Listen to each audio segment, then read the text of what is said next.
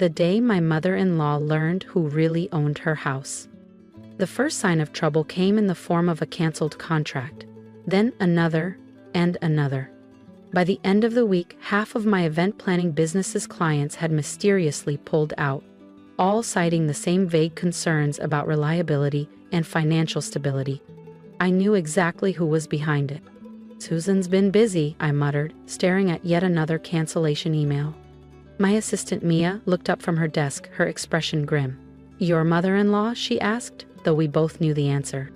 I turned my laptop around to show her the latest email. She convinced the Carters to cancel their son's engagement party. That's a third major event this month. "My name is Olivia Carter, and for the past 2 years, I've run one of Denver's most successful boutique event planning companies.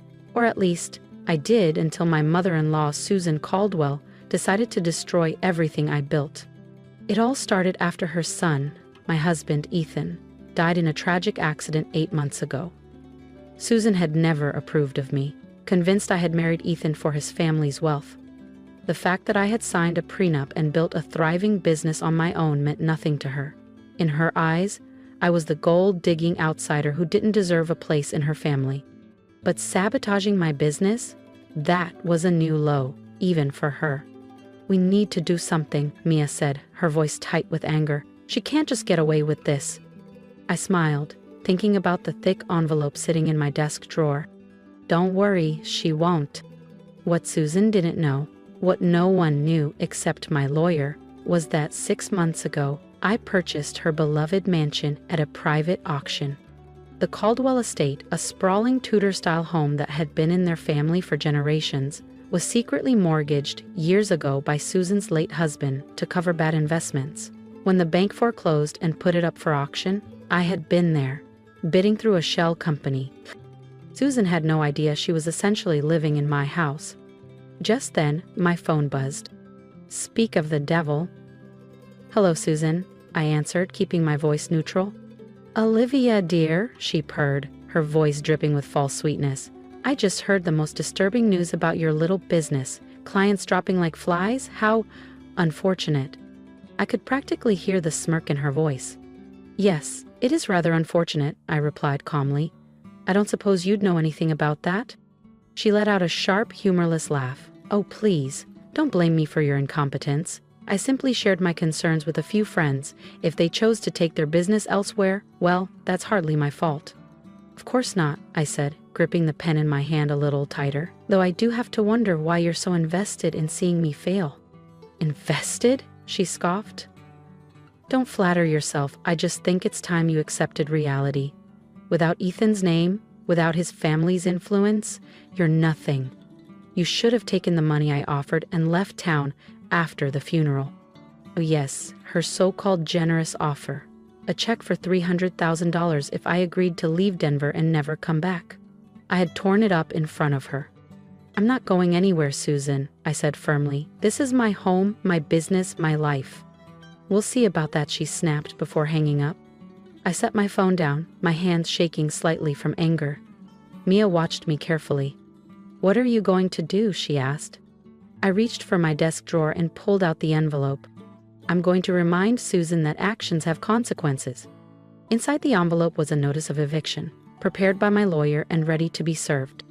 According to the terms of the auction sale, Susan had been allowed to remain in the mansion as a tenant, paying rent to what she thought was a faceless investment firm. But that arrangement could be terminated at any time. And after everything she had done, it was time for Susan to learn exactly who owned her house. With 30 days' notice, I had been holding on to the eviction papers, waiting for the perfect moment. And now, Susan had just handed it to me on a silver platter. "Mia," I said, standing up, "cancel my afternoon appointments. I need to see my lawyer." An hour later, I sat in James Chen's office, watching as he reviewed the eviction notice. "Everything's in order," he said, looking up at me. "But are you sure about this? Once we serve the notice, there's no going back. Susan will know you own the house." I thought about all the clients she had scared away, the lies she spread about my business, the years of snide comments and barely veiled insults. "I'm sure," I said firmly. "It's time Susan learned she can't bully people without consequences." James nodded, reaching for his phone. I'll have the process server deliver it first thing tomorrow morning. You might want to be somewhere public when she gets it. I smiled grimly. Oh, I know exactly where I'll be. The next morning, I sat at my favorite cafe, sipping my coffee and waiting. The process server was scheduled to deliver the notice at 9 a.m. sharp. It was now 9:05. Right on cue, my phone exploded with notifications. First, the text messages, all caps full of rage. How dare you?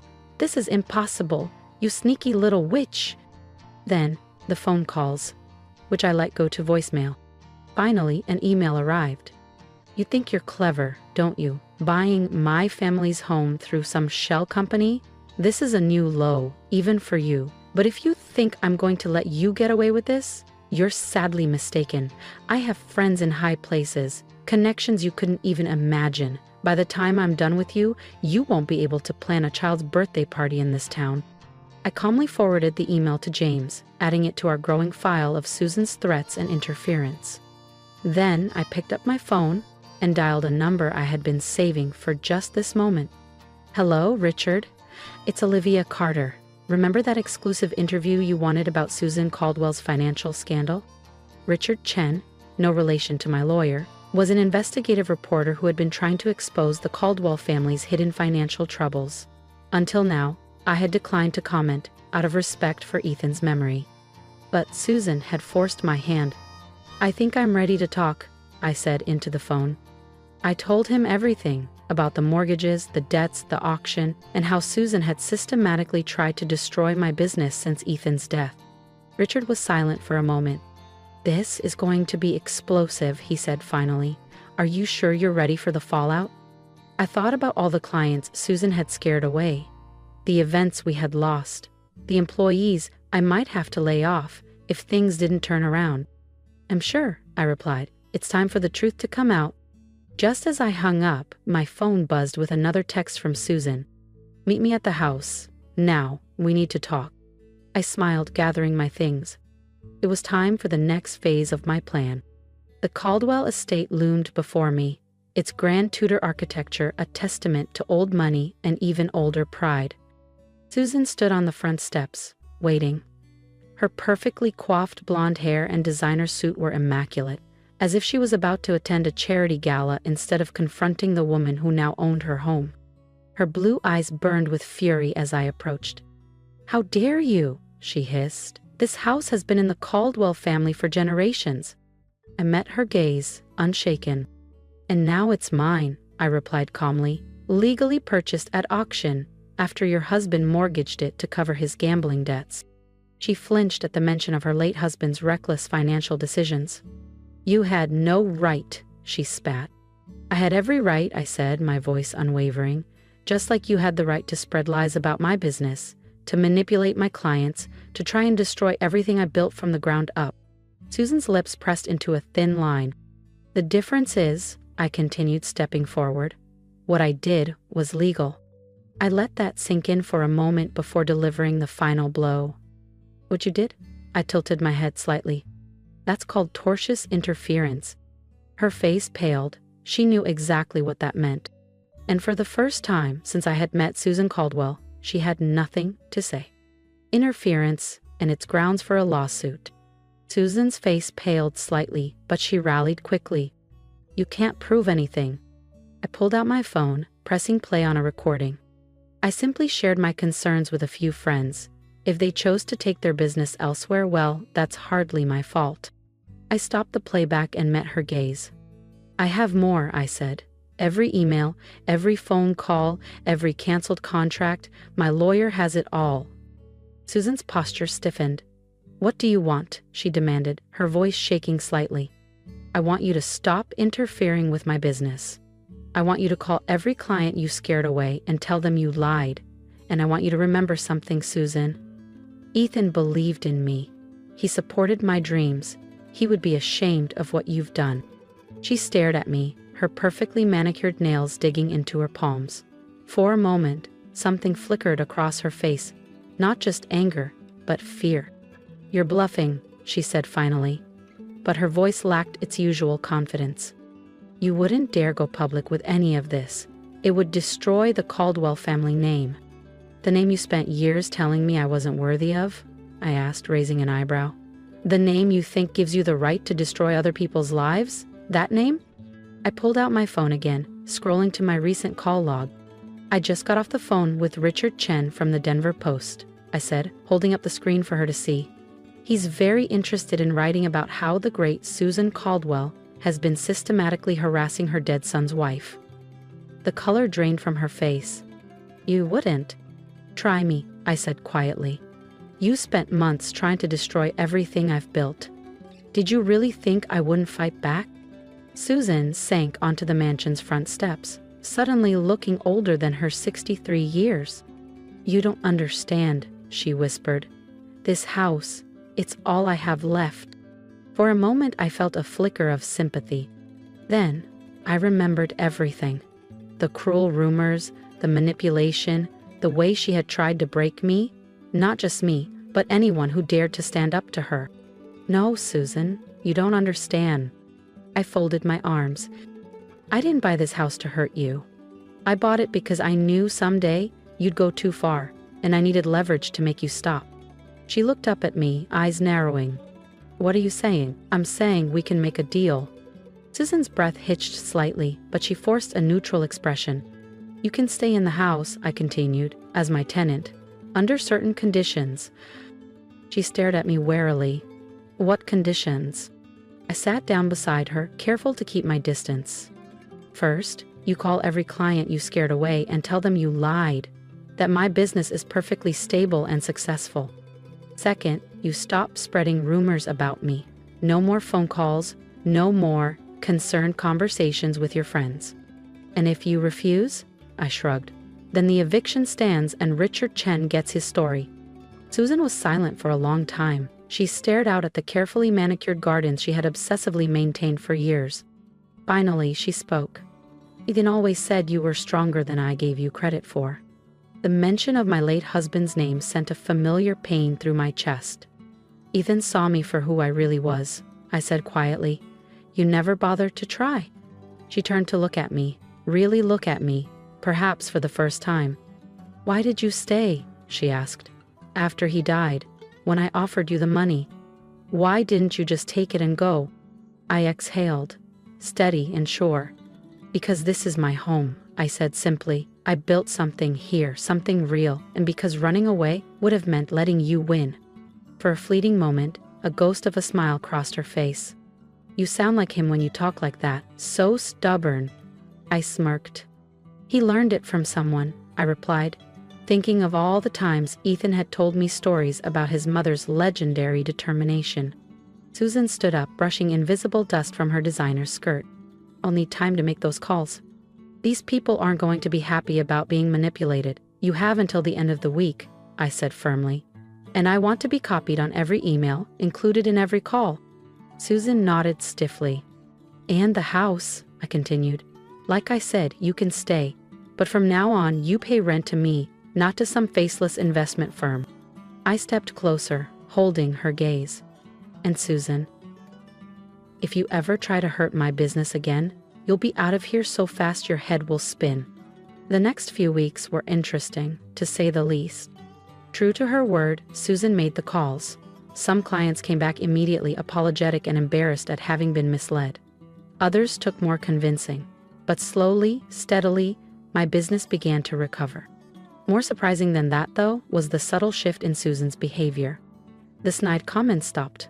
The cold looks became less frequent. And then, one day, about a month after our confrontation, she showed up at my office unannounced. I need your help, she said, looking uncomfortable. I raised an eyebrow. With what? The garden club is hosting their annual charity gala, and our usual event planner just backed out. I stared at her, half wondering if this was some kind of trap. You want me to plan the garden club gala? She nodded stiffly. You're the best in the business, she admitted, though the words clearly pained her. Everyone says so, even, she hesitated. Even I have to admit your work is impressive. Coming from Susan Caldwell, this was practically a declaration of undying admiration. I bit back a smile. I want complete creative control, I said. No interference. No second-guessing my decisions. Fine, she agreed quickly. Too quickly. But perhaps, she added, clearing her throat, we could discuss some ideas over lunch. And that's how I found myself having weekly lunch meetings with my mother-in-law, planning what would turn out to be the most successful garden club gala in recent memory. It wasn't all smooth sailing, of course. Susan was still Susan, opinionated, demanding, and convinced she knew best about everything. But something had changed. There was a grudging respect now, an acknowledgement that perhaps I wasn't the gold digger she had always assumed I was. 6 months after our confrontation on the mansion steps, I sat in my office, reviewing the year's finances with Mia. We've not only recovered, she reported, grinning at the spreadsheet. We're up 30% from last year. I raised an eyebrow. That much?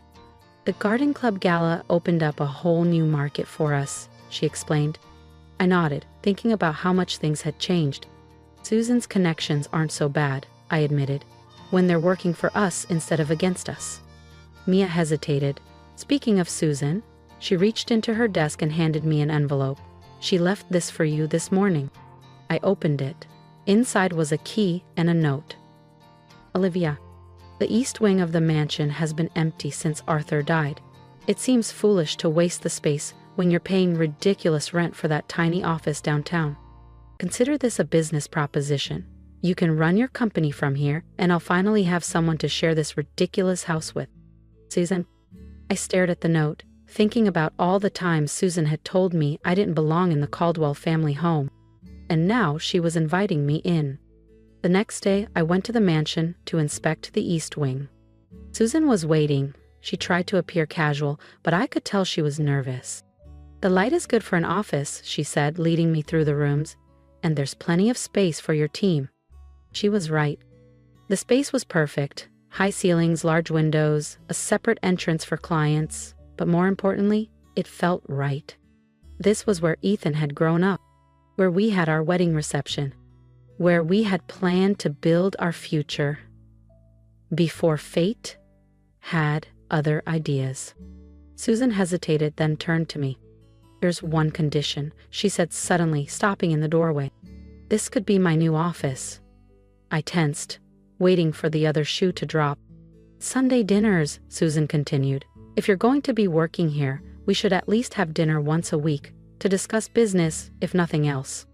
I looked at her, this proud, difficult woman who had caused me so much pain, yet was now, in her own way, trying to make amends. I have one condition too, I replied. No more secrets. No more games. If you have a problem with me or my business, you tell me directly. She nodded slowly. I suppose I deserve that. Yes, I agreed. You do. 2 weeks later, my company officially moved into the east wing of the Caldwell estate. The irony wasn't lost on anyone. The business Susan had tried to destroy was now operating under her own roof. But something unexpected happened. As the weeks turned into months, the mansion, which had once felt cold and imposing, began to feel like home. And Susan, who had once been my greatest enemy, became, if not exactly a friend, at least a respected ally. One Sunday evening, almost a year after our confrontation, Susan and I sat in the garden after dinner.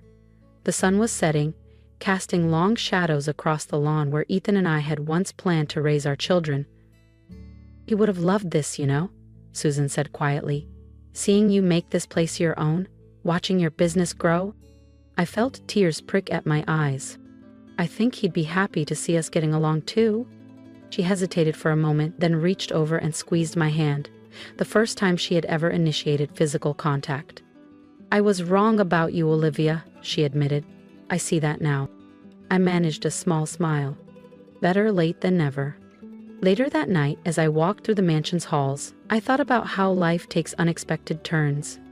I had bought this house as a weapon, a way to fight back against Susan's cruelty. Instead, it had become a bridge, a way for two grieving women to finally understand each other.